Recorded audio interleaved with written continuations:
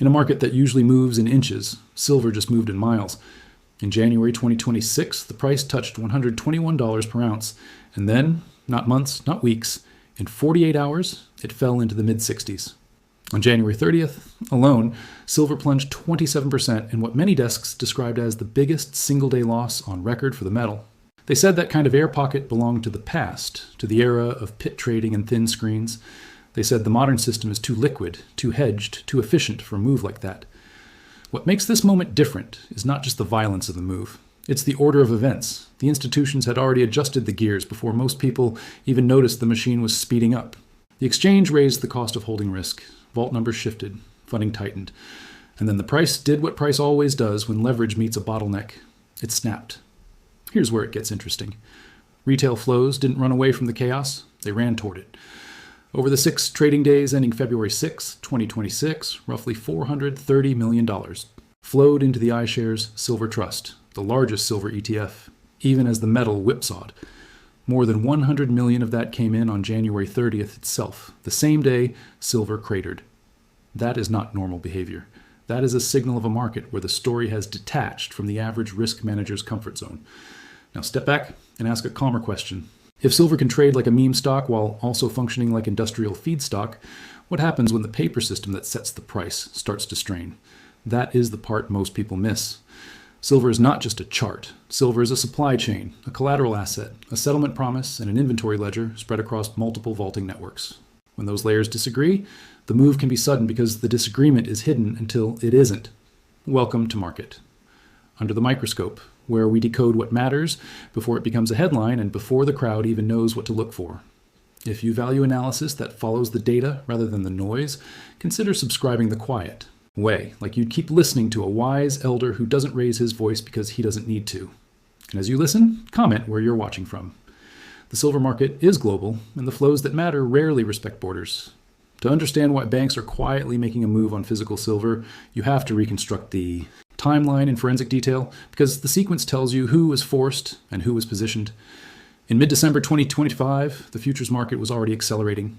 The front months were moving fast. Volatility was climbing, and risk models were blinking. On December 12th, the exchange raised margin on key silver contracts by about 10%. 2 weeks later, effective December 29th, the CME raised the initial margin on the March 2026 silver futures contract by $3,000 per contract, taking it from roughly $22,000 to about $25,000. $3,000 sounds small until you scale it. One standard COMEX silver futures contract represents 5,000 ounces. At a $100 price tag, that is $500,000 of notional value controlled with around $25,000 of initial margin. That is leverage. Raise margin across tens of thousands of contracts. And you are not changing sentiment. You are changing the cash demands of the entire ecosystem. If a fund holds 2,000 contracts, that margin step can mean an extra $6 million of collateral required immediately. Not eventually, immediately. That is how a paper cascade begins. It does not begin with a shortage headline. It begins with collateral. It begins with the exchange saying, in effect, the swings are big enough that we need more money at the door. Then the participants who are fine in a calm market discover they are undercapitalized in a wild one. Liquidations follow, not because the thesis changed, but because the math changed. On the surface, this looks like a simple story. Silver ran too far, too fast, and the margin hike cooled it. But the data shows something else entirely. The same period that forced paper unwinds also featured physical signals that didn't match the price action. London, the heart of the global over-the-counter bullion market, published its end of January 2026 vault totals. 27,729 tons of silver valued around $92 billion, equal to approximately 924,304 bars. This is the dislocation. One set of numbers says abundance. Another set of behavior says scarcity. And the gap between the two is where banks make their money and manage their risk.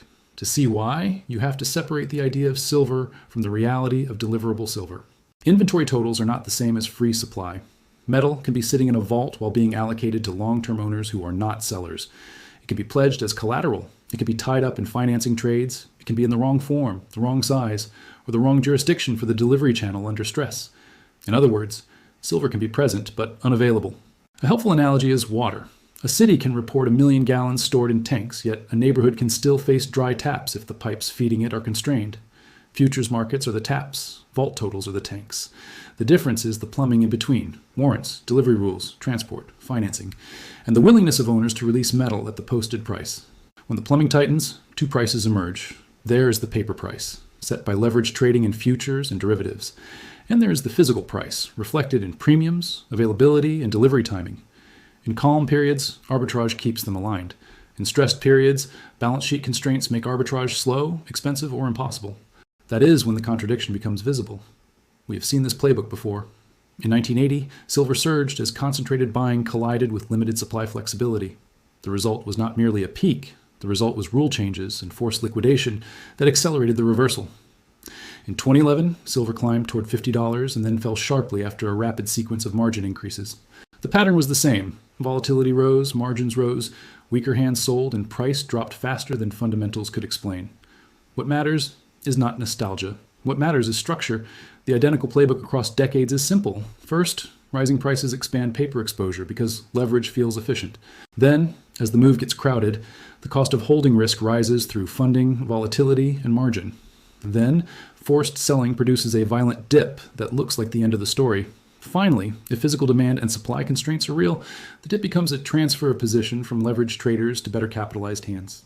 This is why banks are quietly making a move on physical silver is not a conspiracy line. It is an observation about incentives. Banks and large dealers do not want to be trapped in a promise chain when volatility spikes. They want optionality. They want deliverability. They want to be able to meet obligations without paying panic prices in the spot market. Physical silver in custody is optionality. Now let's name the players without turning it into theater. There is the exchange, CME, that sets margin and manages clearing risk. There are clearing members that guarantee trades. There are bullion banks and dealers active in London's local market. There are vault operators and custodians. There are ETFs that hold metal on behalf of shareholders. There are industrial users who need supply for electronics, solar components, medical equipment, and catalysts. And there are funds that hold futures, because it is a convenient expression of a view until the collateral bill arrives. When margin steps up, clearing members immediately scrutinize exposure. They call for more collateral. They reduce risk limits. They shrink credit lines. That is why institutional participation can pull back at the worst moment. Not because they stopped believing, but because the risk committee said the tail is too fat. In early 2026, commentary from multiple desks suggested institutional investors were stepping back due to risk control limits even as retail flows surged into ETFs. That divergence is another stress marker. But the story is bigger than retail versus institutions. The story is paper versus physical, because paper can be liquidated instantly. Physical cannot. Physical must be shipped, assayed, allocated, and financed. Physical also has frictions that do not show up on a futures chart. Those frictions become powerful when the system is stressed. Here is a concrete way to think about it. A standard COMEX contract is 5,000 ounces. Deliverable bars in London are typically large, often around 1,000 ounces each. To deliver against futures, you need the right bar form, in the right warehouse, under the right warrant, at the right time. If metal is sitting in London but needs to be moved, that requires transport, insurance, scheduling, and sometimes recasting. If metal is in eligible form but not registered, the owner has to choose to make it deliverable, and that choice is not automatic when the market is chaotic. This is why the headline, COMEX inventories are high, can coexist with delivery stress. An inventory total includes metal that meets specifications. It does not guarantee that metal is willing to be delivered at the posted price. It does not guarantee the owner will convert eligible to registered. It does not guarantee that the metal is unencumbered. And it does not guarantee that logistical channels are functioning smoothly. At the same time, the retail physical market can tell a different story. In early February 2026, coin shops in the United States reported being flooded with sellers after record highs, while refineries were described as backed up, with some refusing new intake due to capacity constraints. That is another contradiction that only makes sense when you track frictions.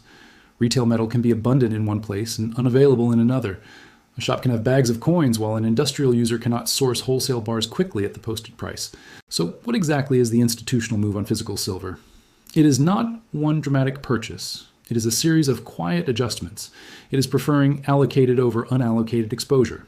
It is tightening terms on leasing. It is shifting custody from abstract claims toward identifiable bars. It is securing supply agreements. It is optimizing the path from vault to delivery notice. And it is reducing the probability of being forced to buy in a squeeze. Think about the incentives of a dealer who makes markets in paper silver.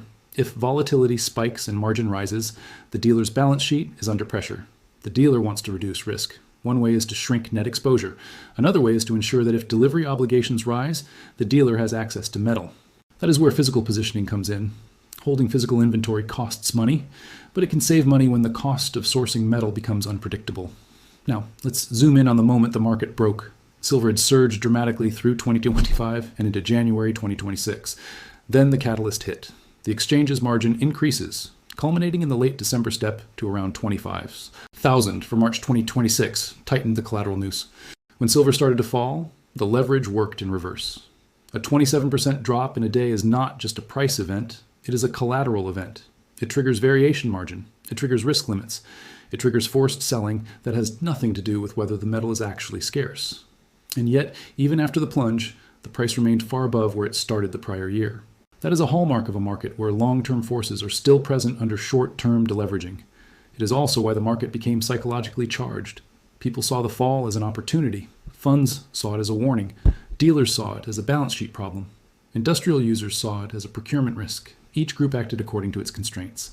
This is the part no one is discussing. When a market becomes this volatile, the true winners are not the loudest traders. The winners are the players who control optionality. Optionality is the ability to act when others cannot.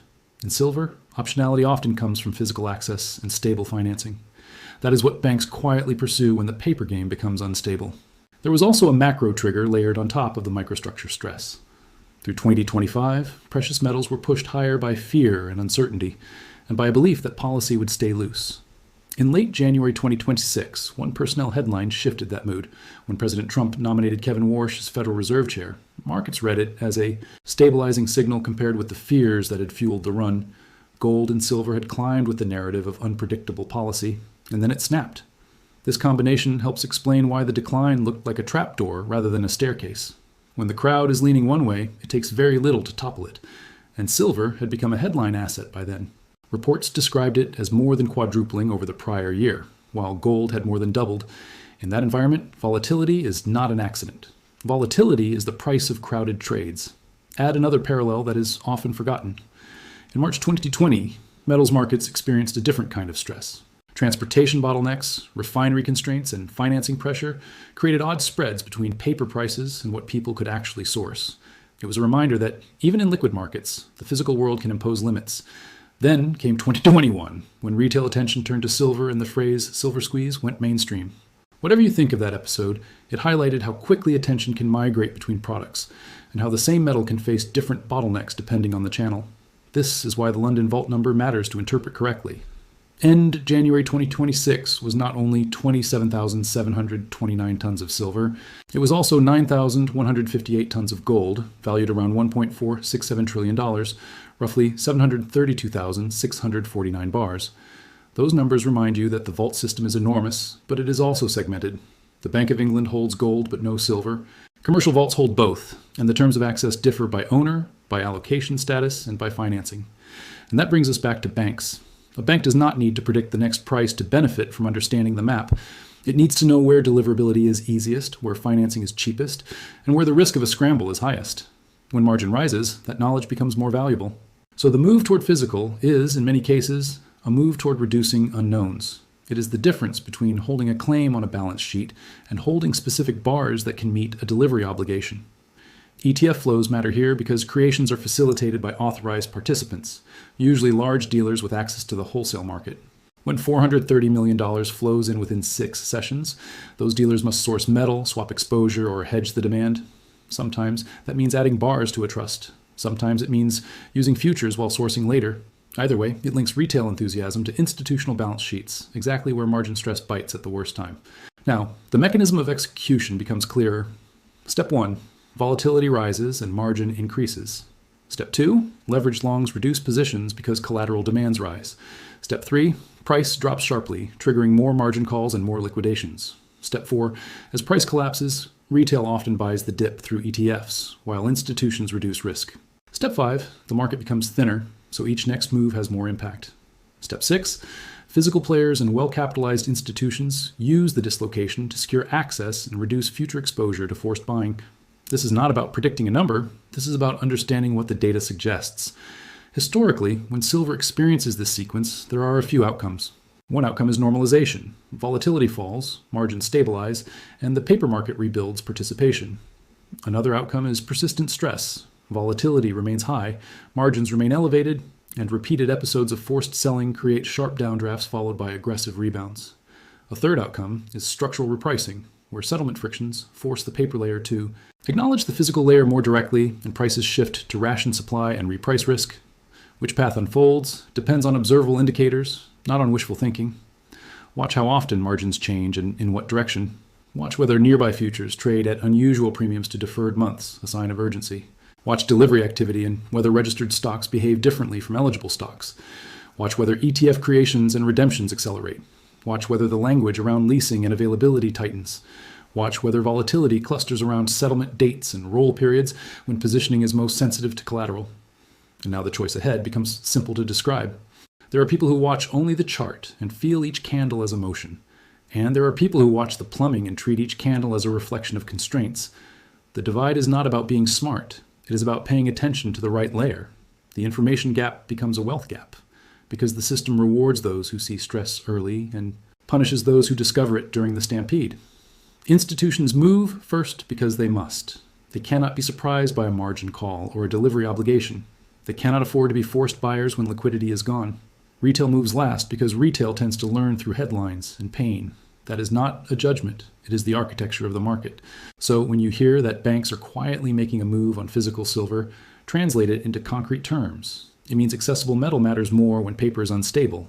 It means custody and deliverability become strategic assets. It means the market is revealing a mismatch between how silver is traded and how silver is settled.